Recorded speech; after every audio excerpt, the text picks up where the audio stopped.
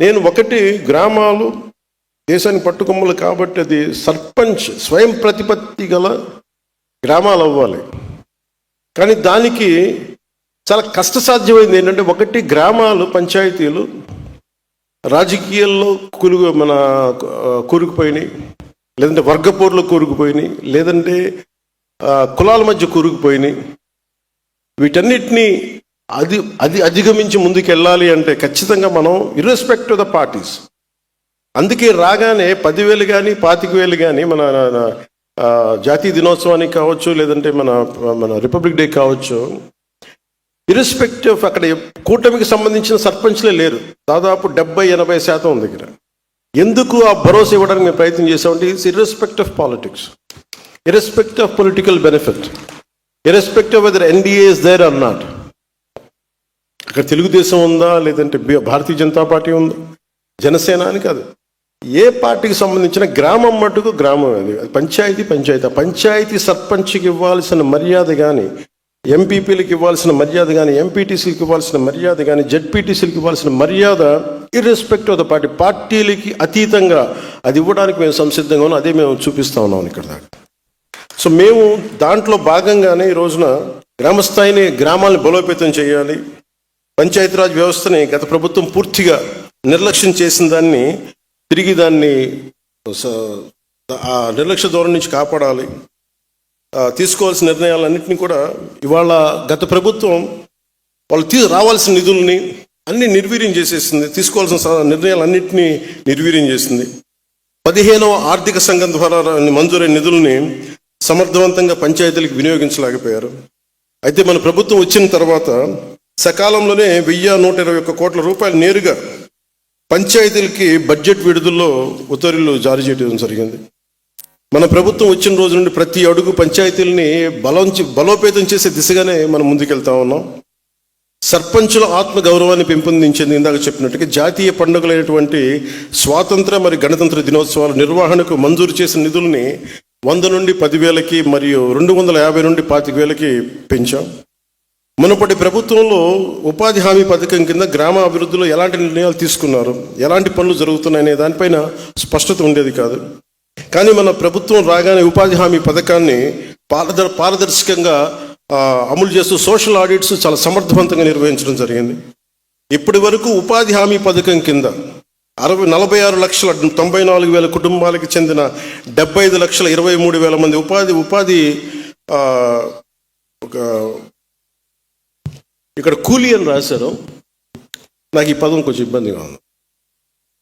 అంటే బేసిక్ అసలు ఇంగ్లీష్, నేను అనేది శ్రామికులు అనే పడదాం, లేదంటే దీనికి ఒక పదం పట్టుకుందాం. దీనికి అంటే గ్రామ వికాస నరేగా శ్రామికులు అనే పదం నాకు ఇష్టంగా అనిపించలేదు. పల్లెల్ని నిర్మించే కార్మికులు, లేదంటే గౌరవం ఇవ్వాలి, అంతేగాని ఏదో ఉపాధి మనం కూలీ ఇస్తున్నాం డబ్బులు వెళ్ళిపోయిన అలా ఉంది. అందుకని దయచేసి దీన్ని ఒకసారి, ఎందుకంటే పిఆర్ డిపార్ట్మెంట్ లేదంటే న్యూస్ పేపర్స్లో అన్నిటి కూడా ఉపాధి హామీ కూలీ అంటే కూలీ అనే పదం బ్రిటిష్ వాళ్ళ నుంచి వచ్చింది. మనల్ని, భారతీయుల్ని, చైనీస్ని బయట తోటలు పనిచేయడానికి అది చాలా డిరగేటరీ టర్మ్. అందుకని దయచేసి ఆ పదం మనం వాడద్దు. అందరినీ మార్చలేం, కానీ దయచేసి ఈ పదం ఆ పంచాయతీరాజ్ ప్రిన్సిపల్ సెక్రటరీ గారికి, ఉన్నతాధికారులకు కూడా నా విజ్ఞాపన. ఇంకొక కొత్త పదం ఏదైనా పట్టుకుని నరేగా శ్రామికులను అనండి, లేదంటే గ్రామ వికాస శ్రామికులు అనండి. శ్రామికుడు అనే పదం వాడండి దయచేసి. అందుకని ఈ ఉపాధి హామీ కింద గ్రామాభివృద్ధికి ఎలాంటి మనకి ఈ ఉపాధి శ్రామికులకి వారి సొంత గ్రామాల్లో ఉపాధిని కల్పించాం. 24-25 ఆర్థిక సంవత్సరంలో 24,23,00,000 పని దినాలను 5,10,000 కుటుంబాలకు 100 రోజులు పని కల్పించాం. మన ప్రభుత్వం ఏర్పడిన వెంటనే పంచాయతీరాజ్ వ్యవస్థకు జీవనాడైనటువంటి గ్రామ సభలను చిత్తశుద్ధితో సమర్థవంతంగా నిర్వహించగలుగుతున్నాం. గ్రామ సభల ద్వారా గ్రామ స్థాయిలో ప్రజల అవసరాలను గుర్తించి ప్రాధాన్యతతో కూడిన నిర్ణయాలు తీసుకుంటున్నాం. ఇలాంటి దృఢ సంకల్పంతో ఒక్కసారి 13,326 గ్రామ పంచాయతీల్లో గ్రామ సభలు నిర్వహించి ప్రపంచ రికార్డును కూడా మనం సాధించాం. గ్రామ సభల్లో తీసుకున్న నిర్ణయాలను పల్లె పండుగ ద్వారా పూర్తి చేసిన పనులు మీ దృష్టికి తీసుకొస్తాం. 4,000 కిలోమీటర్లు సిసి రోడ్లు నిర్మించాం. 21,564 గోకులాలు నిర్మించాం. 12,950 నీటి తొట్టులను, అంటే మనకి మూగజీవాలకు కావాల్సిన నీటి సౌకర్య నీటి తొట్టుల్ని నిర్మించాం. 20,286 ఫామ్ పౌండ్స్ని తీసి మనం పూర్తి చేశాం. ఖర్చు చేసిన మొత్తం దాదాపు 10,669 కోట్లు. ఇదంతా ఒక సంవత్సరంలో, ఇంకా అవల కరెక్ట్గా చెప్పండి 9 నెలలు. ఈ విధమైన పంచాయతీరాజ్ బలోపేతం కేవలం మైదాన ప్రాంతాల్లోనే కాకుండా గిరిజన ప్రాంతాల్లో కూడా పంచాయతీ విస్తరణం, అంటే panchayat extension to scheduled areas PESA దీని కింద బలోపేతం చేసే దిశగా మొన్నే అడవి తల్లి బాటని కార్యక్రమాన్ని ప్రారంభించాం. ఇందులో భాగంగా 1,005 కోట్లతోటి 601 అనుసంధానం లేని పర్టికులర్లీ వల్నరబుల్ ట్రైబల్ గ్రూప్స్ హ్యాబిటేషన్స్కు 1,069 కిలోమీటర్ల రోడ్లని కుటుంబ ప్రభుత్వం నారా చంద్రబాబు గారి నాయకత్వంలో మన ప్రధానమంత్రి నరేంద్ర మోదీ గారి సహకారంతో 1,069 కిలోమీటర్ల రోడ్డును కూటమి ప్రభుత్వం మంజూరు చేసింది. పంచాయతీరాజ్ వ్యవస్థల్లో పరిపాలనాపరమైన పునర్నిర్మాణం, ఇతర సంస్కరణలు తీసుకురావటం, డివిజన్ లెవెల్ డెవలప్మెంట్ ఆఫీసర్ పోస్టులని బలోపేతం, పరిపాలన పునర్వ్యవస్థీకరణ చేయడం జరిగింది. చాలా సమర్థవంతంగా సంస్కరణలు తీసుకొస్తున్నాం. అంటే చాలా కొన్ని ఏమో ఇబ్బందికరంగా ఉన్నాయి, కొన్ని ఒక ఆర్డర్లో లేవు. అందుకని ప్రత్యేకించి పంచాయతీరాజ్ బాగు కోరుకున్న చాలామంది వెంకటకృష్ణ గారు లాంటి అధికారులు కానీ, శశిభూషణ్ గారు లాంటి మన ఉన్నత అధికారులు కానీ వీళ్ళందరూ కూడా ఇది సమర్థవంతంగా తీసుకెళ్లి క్యాబినెట్ దాకా అప్రూవల్ కూడా జరిగింది. So it will be more transparent and more effective in future. Panchayati Raj is going to be the most effective department in the Andhra Pradesh state. ఇంతకుముందు గ్రామ పంచాయతీల్లో ఆధారంగా గ్రేడింగ్ చేయబడేవి, కానీ ఇప్పుడు మన ప్రభుత్వం జనాభా ఆధారంగా గ్రేడింగ్ చేయబోతుంది. దీనివల్ల ప్రజలకి అవసరమైన కీలక సేవలు సమర్థవంతంగా అందేలా చేయగలుగుతాం. పంచాయతీరాజ్ మరియు గ్రామీణాభివృద్ధి శాఖ ఉద్యోగులు విధులు బాధ్యతలపై శిక్షణ ఇచ్చేందుకు వారి సమర్థతని సామర్థ్యాన్ని పెంపొందించే శిక్షణలో రాష్ట్రీయ గ్రామ స్వరాజ్ అభియాన్ ర్యాంకింగ్స్లో అంటే ఎక్కడ 24వ స్థానం గత ప్రభుత్వంలో 5 ఏళ్ల వాళ్ళ పరిపాలనలో ఇక రాష్ట్రీయ గ్రామ స్వరాజ్ అభియాన్ ర్యాంకింగ్స్లో మన 24వ స్థానంలో ఉన్నది గౌరవ ముఖ్యమంత్రి శ్రీ నారా చంద్రబాబు నాయుడు గారి నాయకత్వంలో, గౌరవ ప్రధానమంత్రి శ్రీ నరేంద్ర మోదీ గారి నాయకత్వంలో మన రాష్ట్రం 24వ స్థానం నుంచి 9 నెలల్లో 2వ స్థానానికి తీసుకొచ్చాం. అంటే చిత్తశుద్ధి కనుక ఉంటే అత్యంత తక్కువ సమయంలో చేయగలం అనడానికి ఇదే నిదర్శనం. మన ప్రభుత్వం తీసుకొస్తున్నటువంటి సంస్కరణలు మరియు ఇతర చర్యలు ద్వారా ప్రేరణ పొంది గ్రామ పంచాయతీలు కూడా ఇప్పటి వరకు గత ప్రభుత్వం దాదాపు అయితే ఇంకా 600 కోట్లకి తక్కువ అనుకుంటా మనం వాళ్ళు ఇంటి పన్ను వసూలు చేయడం జరిగింది. కానీ మనం రాగానే 800 కోట్లు ఇంటి పన్ను వసూలు చేయడం జరిగింది. ఎవరిని ఇబ్బంది పెట్టకుండా స్వచ్ఛందంగా జస్ట్ వాళ్ళు ఇష్టపడి బాధ్యత ట్యాక్స్ కడితే 35% పెంచాం. ఇదే స్ఫూర్తిని కొనసాగిస్తూ పంచాయతీరాజ్ సంస్థల మరియు అటవీ శాఖ కలిపిన ప్రతి గ్రామ పంచాయతీల్లో కలుపు మొక్కల పెంపకం చేయాలని ప్రణాళిక సిద్ధం చేస్తా ఉన్నాం. ఇది ఎందుకు వచ్చింది నాకంటే రివ్యూ మీటింగ్స్లో దాదాపు కొన్ని వేలాది కోట్లు, దాదాపు 20,000 కోట్ల రూపాయలు మనం కలపని దిగుమతి చేసుకుంటుంది భారతదేశం. మన ఆంధ్రప్రదేశ్ కంటే చిన్న దేశాలు అవన్నీ.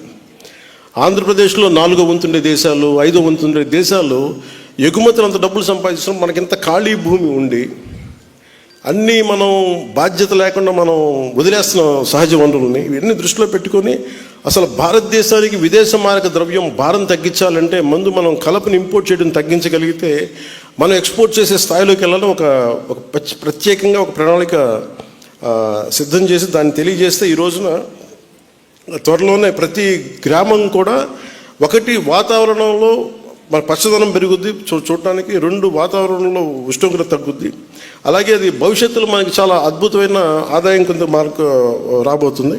అందుకని అలాగే వుడ్ సప్లై కావాల్సిన కలపకు కావాల్సిన మొక్కల పెంపకాన్ని మేము సిద్ధం చేస్తున్నాం. దాదాపు 20,000 కోట్ల విలువైన కలపని మనం తగ్గించుకున్నామంటే 20,000 కోట్ల రూపాయలు మనం సాధించగలం, అంటే మనం ఎక్స్పోర్ట్ చేయగలం. అందుకని ఇక్కడున్న సర్పంచ్లు కానీ, ఎంపీటీఓలు కానీ, మీరు ఎంపీటీసీలు కానీ, ఎంపీపీలు కానీ, జెడ్పీటీసీలు కానీ మీరు ఈ విధంగా ఆలోచించగలిగితే, మీరు సహకరించగలిగితే దాదాపు మీరు ఊహించుకోండి 20,000 కోట్ల రూపాయలు. నేను 2000 ఇంకొక 15 సంవత్సరాలకి మనకు 20,000 కోట్ల రూపాయల సంపాదన ఉంటుంది జస్ట్ కేవలం కలప ద్వారా ఒకటే. సో అందుకని దీన్ని ఒకసారి మీరు దృష్టిలో పెట్టి మీ సహకారం కావాలని మనస్ఫూర్తిగా కోరుకుంటాను.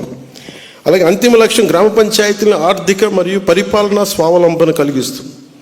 అంటే ఎవరి మీద ఆధారపడకుండా స్వయం ప్రతిపత్తి కలగా స్వర్ణ పంచాయతీగా తీర్చిదిద్దాలి అనేది గౌరవ ముఖ్యమంత్రి శ్రీ నారా చంద్రబాబు నాయుడు గారి ఆశయమైన స్వర్ణాంధ్రాన్ని చూడటం, మరియు గౌరవ ప్రధాని శ్రీ నరేంద్ర మోదీ గారు కోరుకున్న వికసిత్ భారత్ మరియు ఆత్మనిర్భర్ భారత్ని సాధించడం, స్థానిక సంస్థలని స్థానిక ప్రభుత్వాలుగా మార్చడం.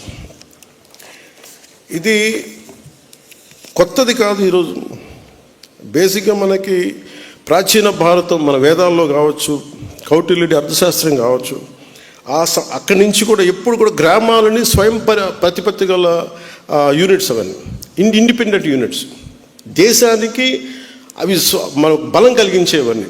సో మేము అందుకనే ఏం కోరుకుంటున్నామంటే పంచాయత్ షుడ్ బి ఎంపవర్డ్.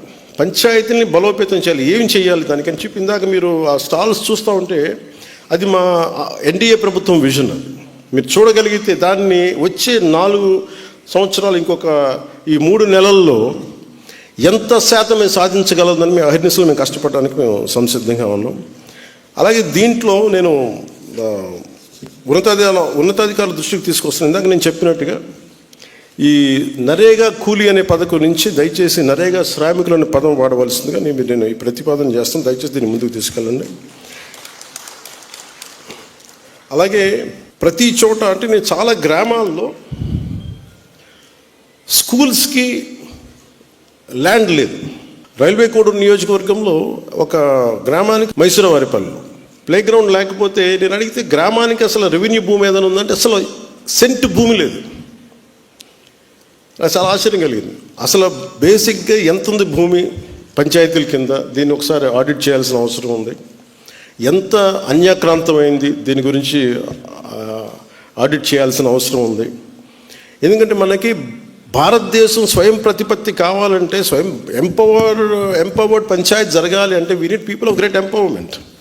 భవిష్యత్తుని బలోపేతం చేయగలిగే కొత్త తరానికి మనం అక్కడ పునాదులు ఇవ్వలేని పరిస్థితుల్లో కనుకుంటే మనం మన రాజకీయ పరంగా లబ్ధి పొందొచ్చేమో, కానీ నిజమైన ఆకాంక్ష ఆ ఒక పల్లెలు చాలా బలోపేతం అవ్వాలి, అది దేశానికి అది ఒక వెన్నెముకలా ఉండాలి అనాలి అంటే ఏదైతే బేసిక్ ఉన్నాయో స్కూల్ పిల్లలకు సంబంధించి కానీ, గ్రామానికి స్వయం ప్రతిపత్తి కానీ, అది అన్ని ఆర్థికంగా కూడా ఇవన్నీ ఉండాలి అంటే బేసిక్ భూమి రిసోర్సెస్ చాలా అవసరం. అవన్నీ కొంతమంది అన్యాక్రాంతం చేశారు. దీని మీద కంపల్సరీగా ఒక ఆడిట్ జరగాలి అని చెప్పేది నా ప్రగాఢమైన ఆకాంక్ష. దీన్ని కూడా ఉన్నతాధికారుల దృష్టికి తీసుకొస్తున్నాను. ప్రతి పంచాయతీలో ఎంత భూమి ఉంది, ఎన్ని బిల్డింగ్లు అన్యాక్రాంతం అయినాయి, ఎంత ఆస్తి మనుషులు అడ్డగోలుగా దోచేసుకున్నారు, దీని మీద మీరు దృష్టి, అభివృద్ధితో పాటు అవినీతి పైన కూడా మీరు చాలా బలమైన చెక్ పెట్టాలి మీరు. ఎందుకంటే ఇది ప్రజల సొమ్ము. ఇది దయచేసి ప్రజల సొమ్ముని అన్యాక్రాంతం కాకుండా, ప్రజల ఆస్తుల్ని అన్యాక్రాంతం కాకుండా కాపాడాల్సిన బాధ్యత ఉంది.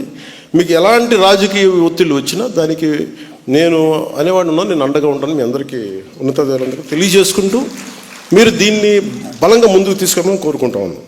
ఇంకా మనం ఇంకా బలంగా జరుపుకోవాల్సిన రోజును ఈరోజు నేను చాలా ప్రిపేర్ అయ్యి వచ్చాను. గత 2-3 రోజులుగా చాలా ఎక్కువ సమయం గడుపుదాం, దాదాపు ఒక ఈవినింగ్ దాకా గడుపుదాం అనేది ప్రతి స్టాల్లో అనుకున్నాం. అలా మీ అందరితో ఎక్కువ సమయం గడుపుదామని, ప్రత్యేకంగానే ఉందామని. కానీ దురదృష్టం మొన్న కశ్మీర్లో ప్రత్యేకించి టార్గెట్ చేసి మరి దాదాపు 30 మందిని చంపేయటం, చాలామంది క్షతగాత్రులు అవ్వటం, చాలా నా మనసుని చాలా కలిసి సగటు భారతీయుడిగా, నథింగ్ టు డూ విత్ దీని పాలిటిక్స్ సంబంధం లేదు. అది ఒక ఉగ్రవాది తోటా పేలితే కన్నీళ్ళు భారతదేశం నలుమూల వస్తాయనడానికి మన రాష్ట్రం కూడా నిదర్శనం. ఎక్కడో వైజాగ్లో ఒక రిటైర్డ్ బ్యాంక్ ఎంప్లాయ్ ఆయన ప్రాణాలు కోల్పోయాడు. ఎక్కడో కావల్లో ఒక యువకుడు చనిపోయాడు. ఇది చాలా చాలా బాధ కలిగించింది మా అందరికీ, చాలామందితో పాటు నాకు బాధ కలిగించింది. అంటే గ్రామాలు should be a part of national integration. Panchayat should become a part of national integration. కశ్మీర్లో కావచ్చు, ఇంకో చోట కావచ్చు, ఎలాంటి జరిగినా గ్రామాల్లో ఉండేవాళ్ళు మాకెందుకు, మా సంబంధం లేదనుకుంటారు. గ్రామాలు రాజకీయాలకు కావచ్చు, పొలిటికల్ పార్టీస్ కావచ్చు, కులాలకు కావచ్చు, వర్గాలకు కావచ్చు, దానికి ఫౌండేషన్ కింద కాకుండా జాతీయ సమగ్రతకి పట్టుకొమ్మల వాళ్ళు పంచాయతీలు. అంటే ఇది మీకు ఎక్కడ ఏమైనా కానీ, ఎందుకంటే ప్రతి గ్రామం నుంచి ఎక్కడో చోట వస్తారు. ఎక్కడో శ్రీకాకుళంలో అత్యధికంగా ఉన్న ఒక పంచాయతీ నుంచిలో అత్యధికంగా సోల్జర్స్ వెళ్తారు అక్కడి నుంచి, ఒక పంచాయతీ నుంచి ప్రత్యేకించి. సో పంచాయతీలని ఎలా బలోపేతం చేయాలని ఒక ఉద్దేశంలో మొన్న ఆ సంఘటన జరిగిన తర్వాత దాని గురించి చాలా ఆలోచిస్తూ ఉంటే నాకు ఒకటే అనిపించింది. ఒక రాజకీయ నాయకుడు ఊరు లేదు, పేరు లేదు, ఉండదు, వాళ్ళ కుటుంబానికి తెలియచ్చు, కానీ ఆయన విగ్రహాలు పెట్టేస్తారు. ఏదన్నా విగ్రహాలు పోతే గోల్ చేసేస్తారు. కానీ ఏ దేశం అయితే మనకు ఆధారం ఇచ్చిందో, ఏ దేశం అయితే నీకు భారతీయుడని ఉనికి ఇచ్చిందో, ఆ భారతదేశాన్ని స్మరించుకునే ఒక ఏ చిహ్నం లేదు, ఎలాంటి చిహ్నం ఉండదు, గుర్తుండదు. అందుకని నేను ఈరోజు నా ప్రతిపాదన ఉన్నతాధికారులందరికీ, శశిభూషణ్ గారికి కానీ, ఇక్కడున్న కమిషనర్ గారికి కానీ, అందరికీ అందరికీ ప్రతి పంచాయతీలో జాతీయ సమగ్రత ప్రాంగణం అనేది చాలా చాలా అవసరం. దాంట్లో జాతీయ సమగ్రత స్తూపం, అది మీరు 1000 గజాల్లో పెడతారా, ఎకరంలో పెడతారా, ఇంకెక్కువలో పెడతారా, ఆ పంచాయతీలను బట్టి కనీసం ప్రతి చోట 13,326 పంచాయతీల్లో 13,326 జాతీయ సమగ్రత ప్రాంగణాలు ఉండాలి. 13,326 జాతీయ సమగ్రత స్తూపాలు ఉండాలి. ఇది దయచేసి దీన్ని ఎలా తీసుకెళ్తాం, దీనికి కావాలంటే నేను క్యాబినెట్లో కూర్చొని గౌరవ ముఖ్యమంత్రి చంద్రబాబు నాయుడు గారితో మాట్లాడి, అవసరమైతే కేంద్ర ప్రభుత్వంతో మాట్లాడి, ఇది చాలా చాలా అవసరం ఇప్పుడున్న పరిస్థితుల్లో.